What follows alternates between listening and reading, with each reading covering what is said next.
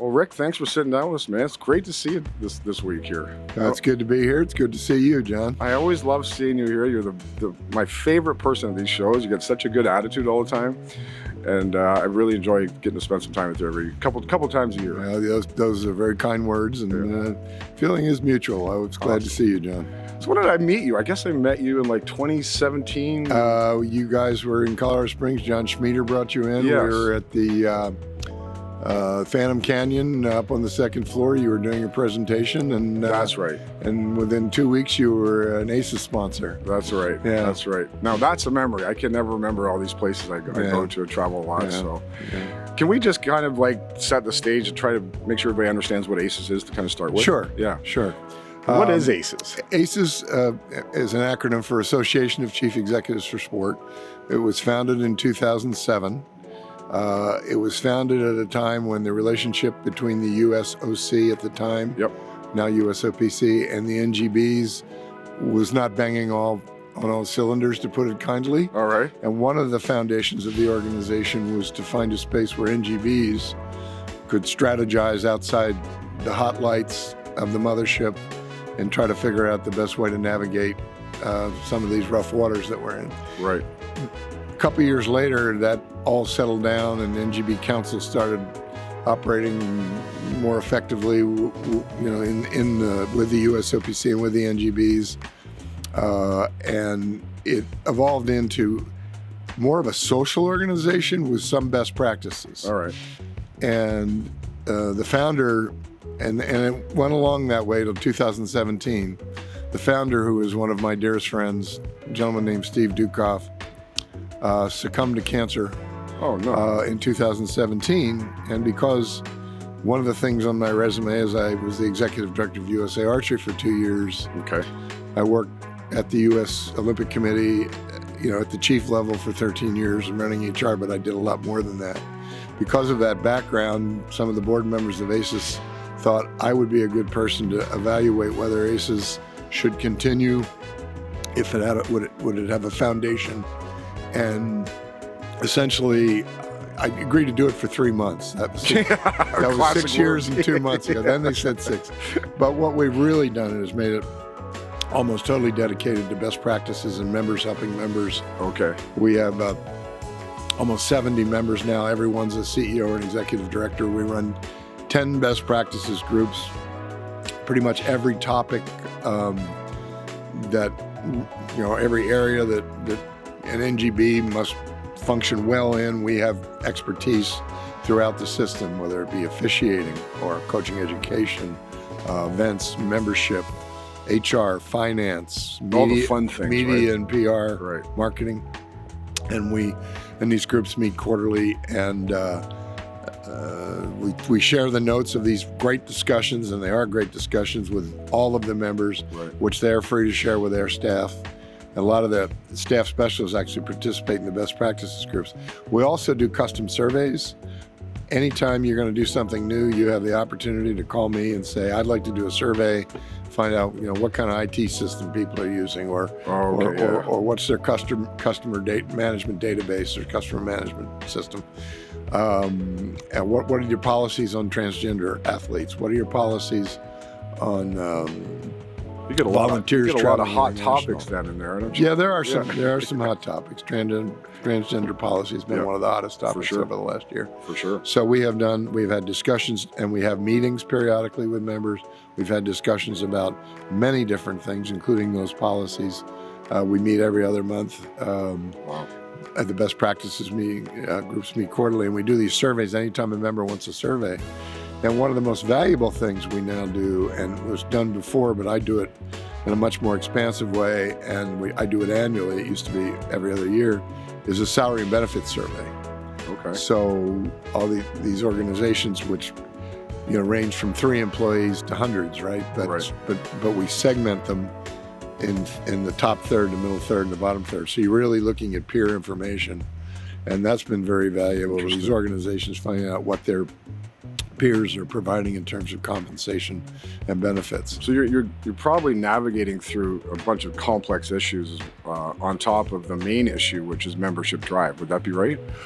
We're always navigating a lot of complex issues, and those, in these times of change, new things like the 16-member U.S. Congressional Commission oversight and what they're trying to accomplish, and because of the most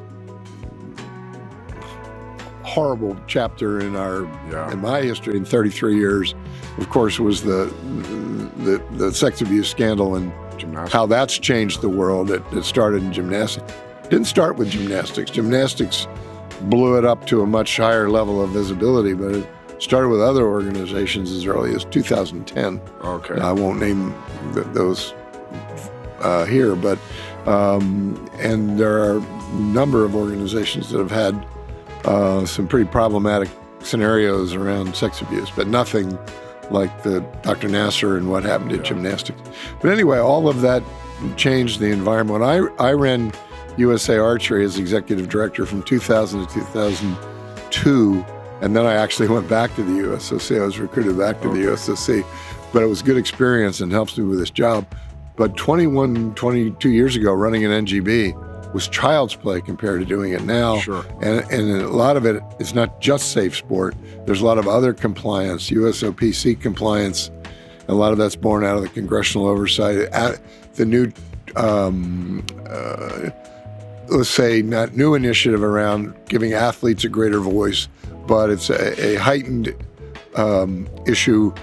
And for instance, Congress deemed that we've traditionally had 20% of athlete participation required on all boards, committees of our national governing bodies. Now it's 33 and a third. I keep trying to meet that third of a person, but I haven't run into them yet. But it's got to be at least 1/3. So athletes have a greater voice, and there's a lot. There's a lot of concern on any organization that has a constituent basis in the governance, that constituent base is going to it's just like our Congress. I am going to be focused on issues to protect and promote my constituents versus the greater good. I'm not accusing athletes of not looking out for the greater good, and we have wonderful athlete board members throughout the system, but a lot of them are too busy to participate. They're hard to find.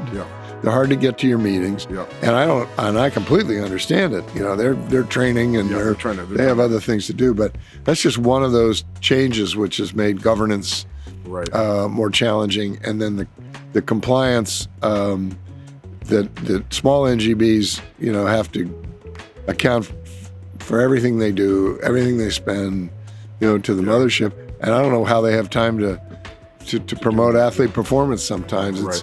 It's the bigger ones have the resources, but there's an organization out there. They have 6 people working on safe sport alone. Holy. Yeah. And small organizations. How many NGBs are there right now? 54 under the USOPC umbrella. And do you see the membership in all sports growing or shrinking, or is it just always state of flux depending on the cycles of the... All right, define membership. How many people are playing in these sports that are paid to do that? This is a setup question. No, it's not. But membership usually means people who pay dues to be a member of your organization. Correct. If that's what you're saying. Correct. I'd say it's all over the map. Is it? I mean, there's some sports that are very stagnant in that regard. But I'll give you an example. Archery. How many archers do we have here in the US? Millions. 10 million. Really? But USA Archery's membership is almost about 30,000. Okay. 21 years ago when I left archery, we had 6,000. Okay. So, but they really did a great job of expanding their reach. One of the reasons that our membership was so small is because the Olympic bow is the recurve bow. Right. And those 10 million archers, most of them shoot the compound bow. Right. So, why would they belong to an organization that is just focused on the Olympic competition every 4 years? Right. So, but they've so there are a lot of organizations, the membership growing because sports is growing, youth sports is growing, but there are sports like racquetball, which is on, it's on the wane in terms of numbers of players, and It's hard to there's get a lot courts in now. between. So There's not enough courts for yeah, everybody to play, right? yeah. But I mean, sport is alive and well. Sports tourism is alive and well in the U.S. So I think that's good. That there's a lot of cities and other municipalities, they really want our members' events. Oh, So all that's pretty healthy, but at the same time, very few of them have enough resources. Almost half of our NGBs have budgets of under $4 million annually, and that's a lot for a national organization when you're all trying to field a Pan Am team, a World Championships team, an Olympic team, et cetera, et cetera, et cetera. And some of these executive directors and CEOs, same in our system. They're wearing 5 and 6 hats. Oh, for sure. Yeah, and these are tough jobs. My point is that they're a lot tougher than they were when I did it 22 years ago. There's so much more on their plates right now. What do you think about, I know we were talking about with private equity the other day. What do you think about, you got to drive into the Olympics and you got to drive into the colleges and universities, right? But you're starting to see all this money come in and kind of change the grassroots level, maybe. Yeah. What is that dynamic like with private equity coming in and these NGBs? Do they know how to work together, or is this creating fights? Like, where does that sit right now? Well, not a lot of discussion in my last few months about that, just enough to know, and was actually an agenda item in one of our member meetings, just concern. Yeah. And I don't know whether the concern is valid. I think it's too early to answer your question. I think this is a pretty new phenomenon. But the concern is that it's going to be just completely bottom line oriented, shareholder return or investor return versus mission focus. And nobody's naive about the fact you need resources to pursue your mission.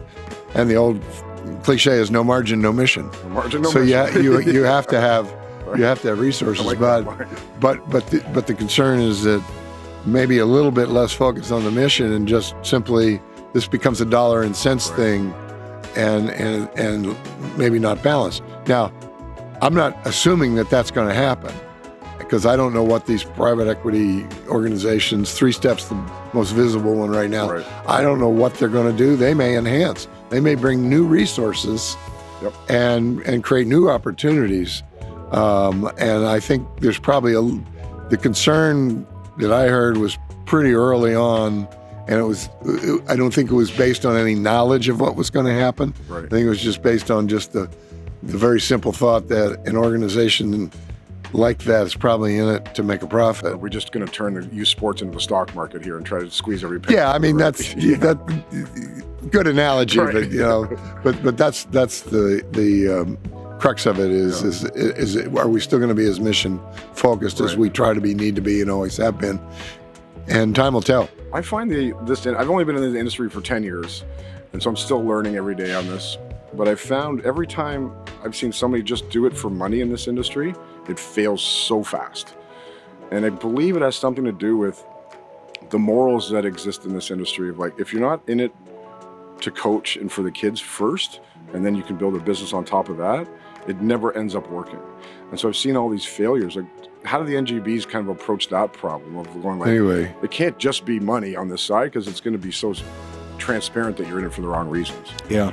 When you say how do the NGBs approach that, we'll take 30 NGBs and I'll get you 30 different 30 different answers. I think that the smaller NGBs, they're just trying to survive. I mean,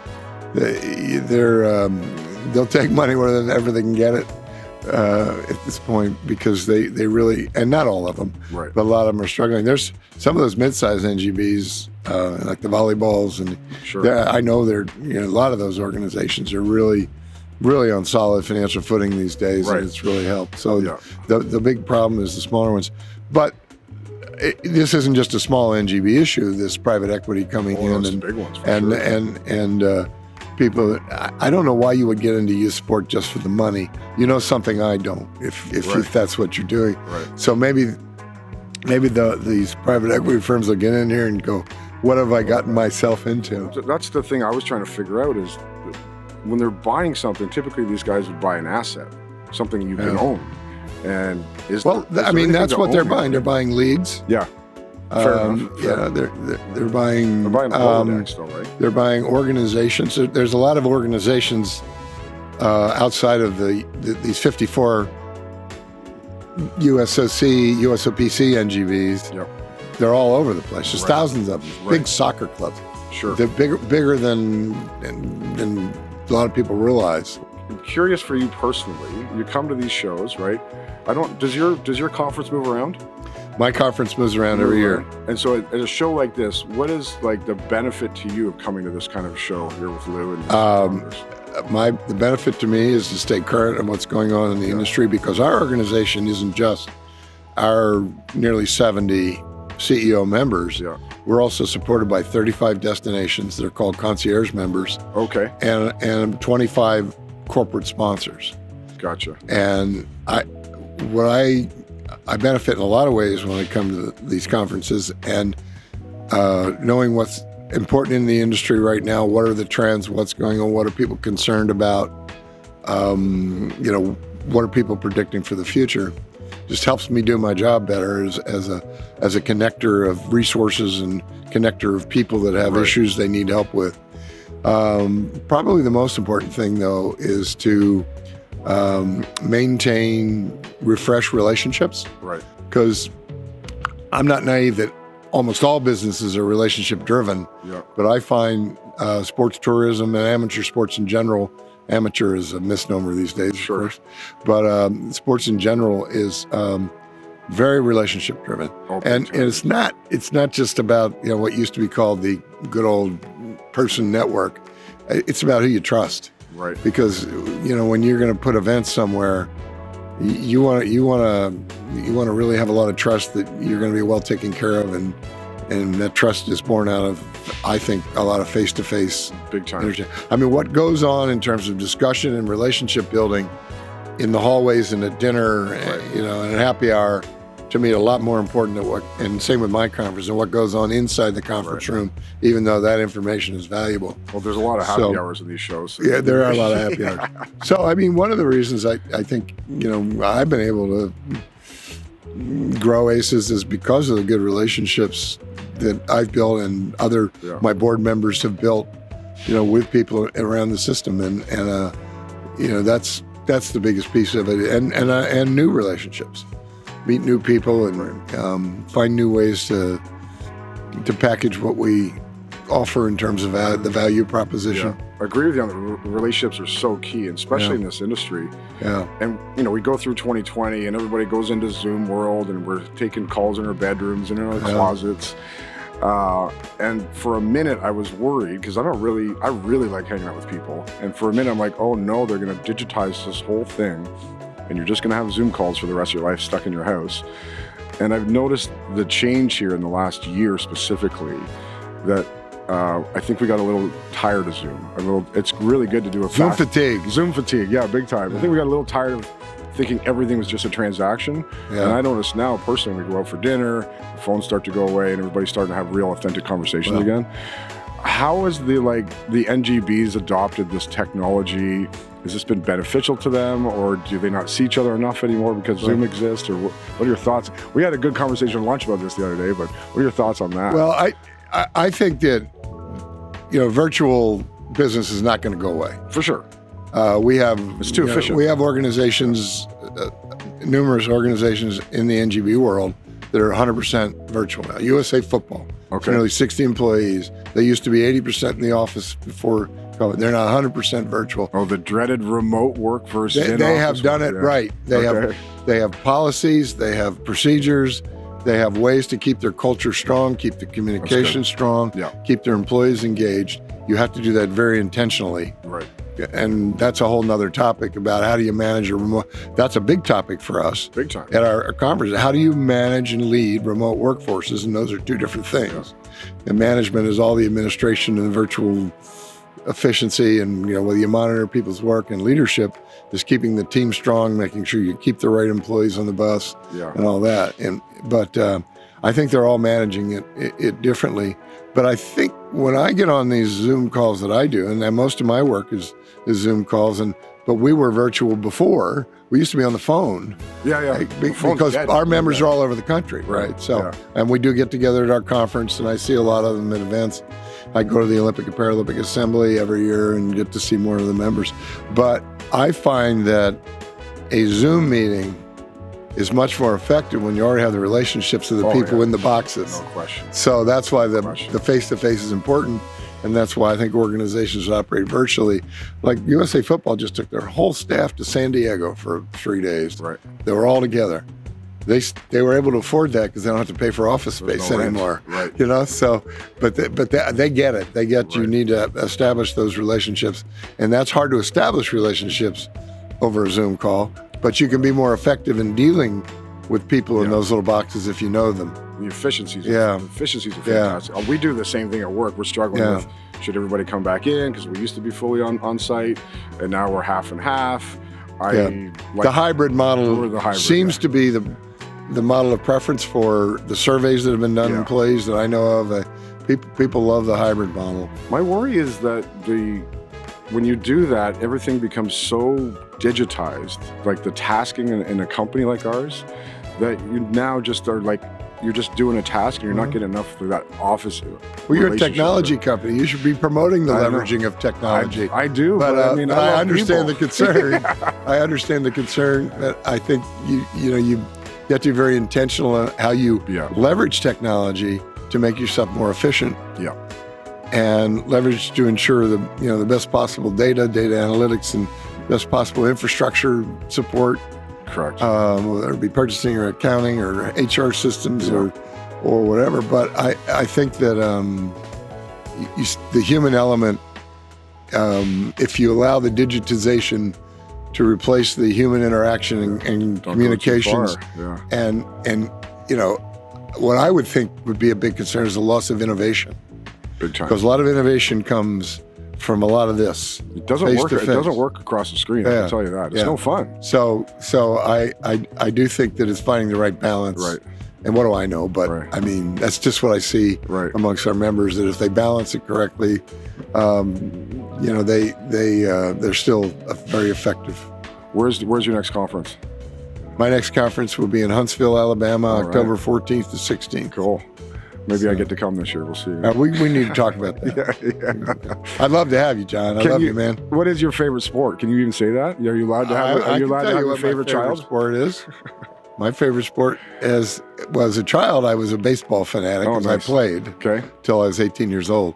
But football, American football. American football, of course. I still watch a football game, and I have no idea what's going on that field. It's like me watching a cricket match.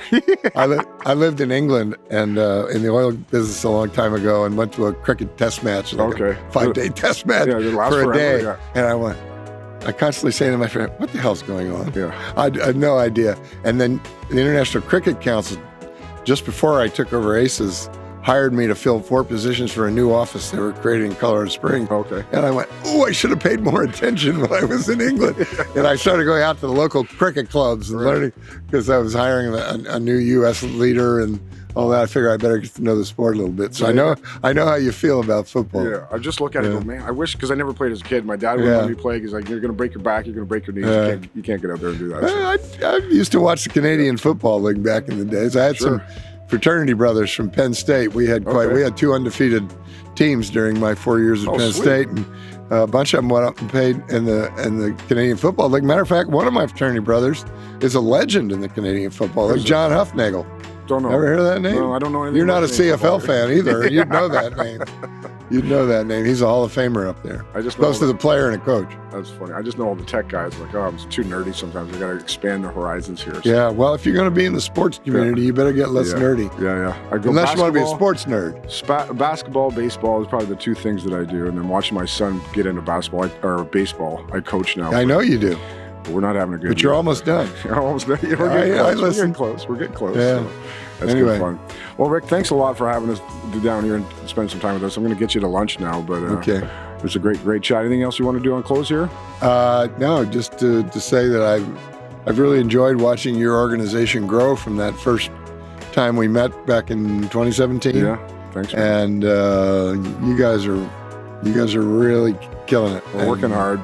And you're great people, and Except for that Matt Trenier, I'm not sure about him. I'll soon make sure I keep that part in here. Where is he? Where'd he go? Anyway, no, I hope no matter what happens in terms of business relationship, I'd love to keep the friendship going. Oh, absolutely. My pleasure. Yeah. That's the best. Thanks for spending time with us. All man. right. It's awesome. Thanks. Rick.